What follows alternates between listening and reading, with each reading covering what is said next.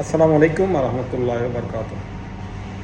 আমরা সবসময় অসফল থাকার পেছনে একটাই কারণ, সেটা হচ্ছে নিজেকে সবসময় ছোট মনে করা।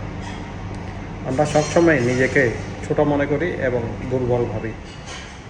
আমরা সবসময় অসফল থাকার পেছনে অ্যাকচুয়ালি একটাই কারণ, নিজেকে দুর্বল ভাবা এবং নিজেকে ছোট মনে করা। একটি কথা মনে রাখবেন, তোমার চেয়ে বড় যারা আছে তাদের দিকে তাকিয়ে নিজেকে কখনো ছোট মনে করো না। কারণ তুমি তো তুমি, তোমার সাথে অন্য কারো তুলনা হবে না। একটা কথা আছে না, সবাই সব কিছু পারে না, কিন্তু সবাই কিছু না কিছু পারে। তুমি যেটা পারো সেটা আমি পারি না, হয়তো আমি যেটা পারি সেটা তুমি পারো না। ঠিক আছে, সবাই কিন্তু সব কিছু পারে না, আর সবাই কিছু না কিছু পারে।